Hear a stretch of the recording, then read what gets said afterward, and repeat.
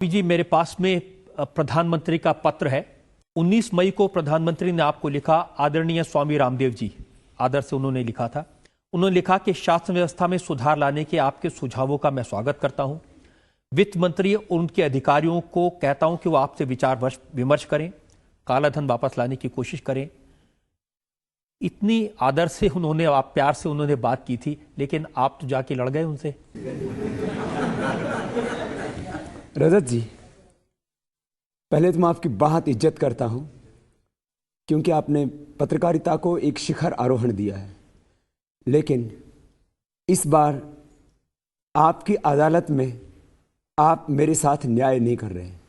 एक निर्दोष सन्यासी को तो यहां ला करके बैठा दिया, और वो गुनहगार, वो अपराधी जिन्होंने देश को लूटा है, वो लोग, उनको भी आप आज मेरे सामने कटघरे में बैठाते तो मुझे खुशी होती कि यहां सुबोध कांत को बुलाते, कपिल सिब्बल को बुलाते, आप यहां पवन बंसल जी को बुलाते, यहां बुलाते प्रणब मुखर्जी साहब को, तब आपको पता लगता कि कटघरे में स्वामी रामदेव को बैठना चाहिए कि उन गुनहगार लोगों को जिन्होंने देश लूटा है, पहले भ्रष्टाचार किया, बाद में अत्याचार किया और जुल्म इतना ढाया,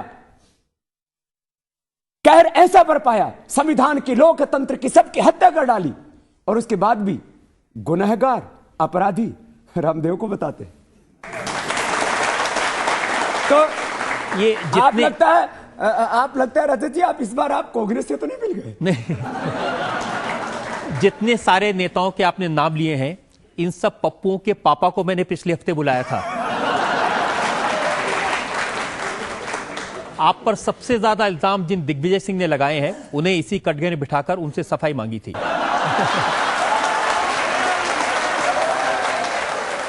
वैसे आपकी नियत पर मुझे शक नहीं है, मैंने भीतर का दर्द थोड़ा आपके बीच में रखा, लेकिन आप वो तो सुनते नहीं, तो मैं किसको सुनाऊं?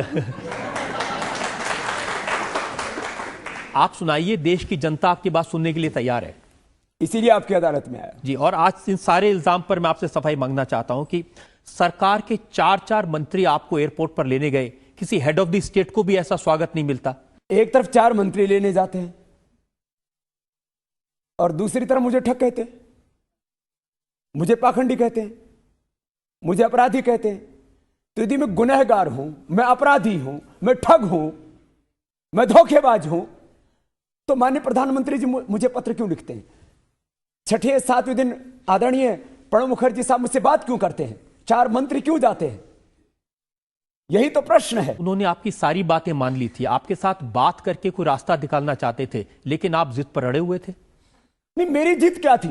क्या यह जिद गुनाह है, पाप है, अपराध है कि मैं ये कहूं कि आप भ्रष्टाचार को खत्म करने के लिए एक स्वायत्त, स्वतंत्र, सक्षम लोकपाल बनाएंगे? आप इस देश में फास्ट ट्रैक कोर्ट बनाएंगे जो 1 साल में भ्रष्टाचार के मामलों को सुने और उसके बाद जिन्होंने भ्रष्टाचार लूटा है उनसे वसूली की जाए और उनके बाद में उनको आजीवन कारावास या सूली पर चढ़ाया जाए? मैंने क्या गलत कहा? मैंने उनसे कहा कि आप भ्रष्टाचार के खिलाफ जो है एक पब्लिक सेवा गारंटी एक्ट बनाइए, उसके तहत जो एक कोई भी काम हो उसका 7 दिन, 15 दिन, 1 महीने में निपटारा होना चाहिए। वो जहां अधिकारी उस कार्य को नहीं करता तो उसको सजा दंड मिलनी चाहिए। मैंने कहा इस देश के लोगों को देश की भाषा में शिक्षा मिलनी चाहिए, उसमें शिक्षा में संस्कार होने चाहिए, मैंने आध्यात्मिकता होनी चाहिए। मैंने बात की कि सारे आयोग बन गए, अल्पसंख्यक आयोग बन गया, वेतन आयोग बन गया, सारे आयोग बन गए। मैंने कहा एक किसान आय आयोग बना दीजिए। आज तक भी हम किसान को अकुशल श्रमिक मानते हैं, जिस दिन किसान आय आयोग बन जाएगा देश के 84 करोड़ लोगों की किस्मत सुधर जाएगी। मैंने ये बात की। तो इस देश में गांव की बात करना, गरीब की बात करना, क्या जो है भारत की बात करना, स्वदेशी की बात करना, ये गुनाह है क्या? मैंने इससे किसी को कोई नाराजगी नहीं थी। नाराजगी थी आप जो रामलीला मैदान में जाके धरने पे बैठ गए थे उससे। अच्छा, आपके लाखों समर्थक आप इकट्ठा कर लें और एक तरह से अराजकता पैदा करने की कोशिश करें। अराजकता, अशांति और अस्थिरता फैलाने वाले तो ये सरकार वाले, जिस तरह से सरकार काम कर रही है उस दिन उसी तरह से यदि देश की पब्लिक ने काम करना शुरू कर दिया तो इसे देश में कुछ नहीं बचेगा। इसलिए सरकार को होश मानना पड़ेगा। लेकिन स्वामी जी, सरकार ने यह बताया, कपिल सिब्बल ने पूरी प्रेस कॉन्फ्रेंस करके बताया कि आपने तो उनसे डील कर ली थी।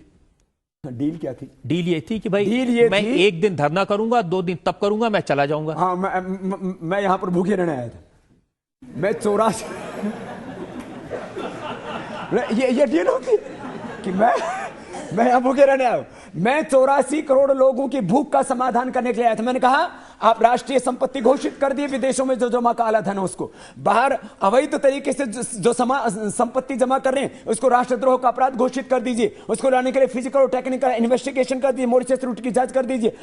यही बात थी कि आप इन बातों को मान लीजिए, आप देश के लोगों को देश की भाषा में पढ़ने के लिए टेक्निकल एजुकेशन का अधिकार दे दीजिए, आप स्वायत्त लोकपाल बना दीजिए, भ्रष्टाचार के खिलाफ आप आजीवन कारावास आदि के कानून बना दीजिए, फास्ट ट्रैक कोर्ट बना दीजिए। आप हमारी बात मान लीजिए, हम अपनी हम भी आपकी बात मान लेंगे। तो चिट्ठी तो यही थी कि वो हमारी बात मानेंगे, तो हम वहां कोई अनशन के लिए अनशन करने थोड़ी आए थे, हम तो देश के लिए, काला धन के लिए, भ्रष्टाचार के लिए अनशन करने आए थे। हम मान लेंगे डील के नाम पर इस देश को धोखा दिया गया, और इतने धोखेबाज, इतना चालाक, इससे ज्यादा मैं शब्द बोलना अपनी तौहीन समझता हूं, क्योंकि मैं वो नहीं हूं जो वो लोग हैं। उन्होंने डील के नाम पर इतना देश को भ्रम में फैलाया। हमने कहा भाई आप हमारी बात मान लीजिए, हम आपकी बात मान लेंगे।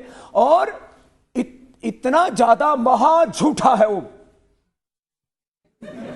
क्या नाम है उसका, अरे वो जो अब मैं तो सोचता था ये वकील आदमी है, इसके जो है ये कुछ तो सच बोलेगा।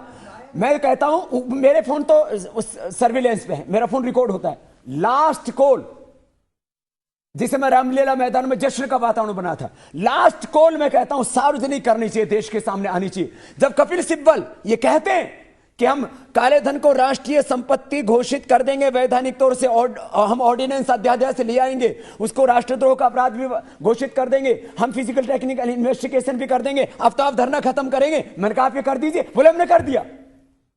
इतने महा झूठे हैं ये। उन्होंने कहा कि जब हमने इनकी इतनी मांगे मान ली तो उन्होंने 2 मांगे और बढ़ा दी। ये धरने से हटना ही नहीं चाहते थे। अच्छा, ये किसी एक अनपढ़ आदमी से पूछ के देखो कि बाबा की सारी मांग मान लेंगे तो बाबा को क्या भूखा मरने का शौक चढ़ा हुआ है? लेकिन देश बचाने का शौक चढ़ा हुआ है, भ्रष्टाचार मिटाने का जुनून चढ़ा हुआ है, काला धन लाने का पागलपन मेरे भीतर सवार है। और यदि ये गुनाह है, यदि अपराध है, यदि ये पाप है, यदि ये असंवैधानिक अलोकतांत्रिक कार्य है, तो मैं इस काम को एक बार नहीं, लाख बार नहीं, करोड़ बार